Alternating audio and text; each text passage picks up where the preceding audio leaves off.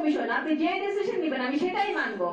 সেখানে জায়েদ খান বারবার বলে উঠছিল যে না, ওরা ঢুকতে পারবে না, ওরা আসতে পারবে না, ওরা সবাই কার্ড। আমি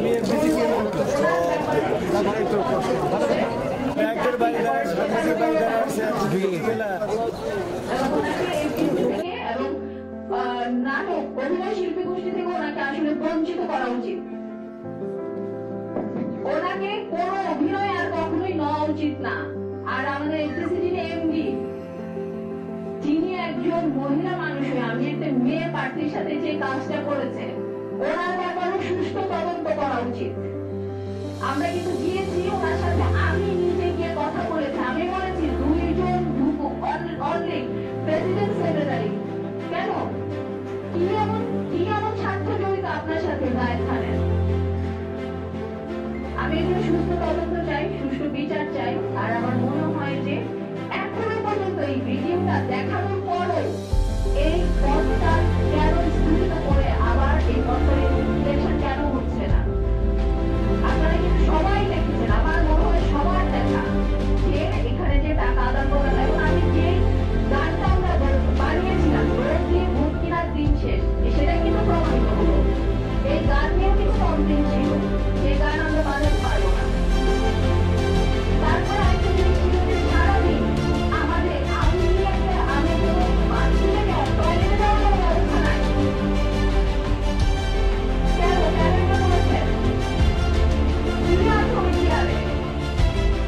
কেন আমার সাথে কি করা হয়েছে? আমাদের অনেক ভোটার এই কমপ্লেন করেছে, ওরা তো খাবার দিচ্ছে, আপনারা কেন খাবার দিতে পারছেন না?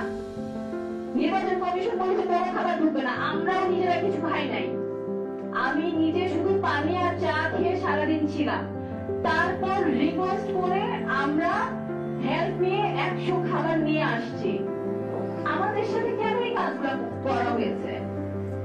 একটা চক্র মিলে, একটা চক্র, এটা হলো জায়েদ খানের চক্র, এটা হলো নির্বাচন কমিশন, আর এটার সাথে হলো আমাদের এমডি জড়িত, এই তিনজন মিলে আসলে আমাদের এগেইনস্টে কাজ করেছে। আমার মনে হয় এগুলি তদন্ত করা উচিত। আর বিচার হারুন ভাইয়ের ব্যাপারে একটা কথা আমার বলতেই হয় যে আমার আসলে এখানে দুজন নারী প্রার্থী ছিলেন, ওনারা নাই। যেটা উনি সকালবেলা আমাকে বলছিলেন উনি আমার কাছ থেকে 2 কিলোমিটার যাচ্ছে, ওই গ্রামের মধ্যে চট লাগানো উচিত ছিল, যেটা আমি করি নাই। আমার ওই নারী প্রার্থীদের ওখানে ছিল জেসমিন এবং শান্তর, ওরা দেখছে এই কথাটা যখন উনি আমাকে বলছে, তখনই ওনার কাছে চট দিয়ে আমার ইলেকশনটা বন্ধ করে দেওয়া উচিত ছিল।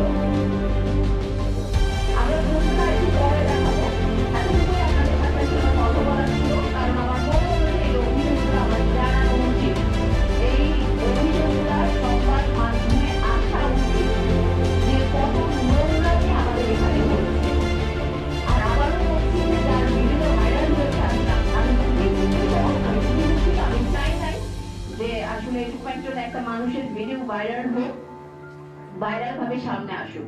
ধন্যবাদ সবাইকে।